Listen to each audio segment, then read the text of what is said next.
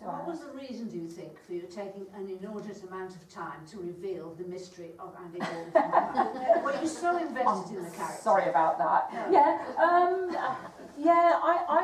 It's sort of, I didn't know the truth about Andy Horton's mother. Obviously, when I started it, I had no idea how I was going to work this out, what happened to her, who his father was, or the story.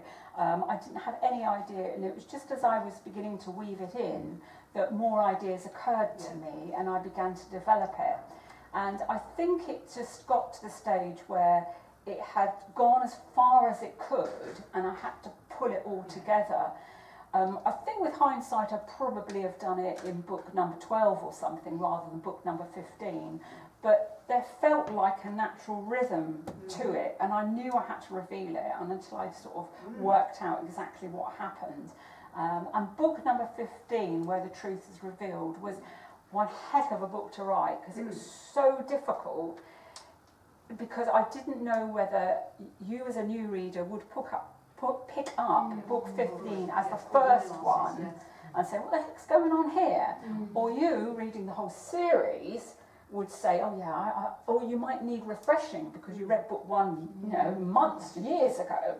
So it had to be written in a way that the backstory was there, but the characters had to be pulled together, and there are a lot of characters in it, which was why in that book only there's a list of them in the beginning in case you got lost with it. So that was solved, and then it was a case, well, do I finish him there? Is that the end of the series? Or do I carry on? And I sort of had an idea that I would finish him there, but then I thought, no, I can't. I can't leave him. He's got to carry on from this. So I carried on with that, and I have got some ideas about where this goes and what happens afterwards. I'm not going to say what, obviously, is the story, because I don't want to spoil it. So what is the title, please, of book 15? So I can catch up. The Luckham Bay Murders. Thank you. Right, and we've got it here if you want it, so you can catch up.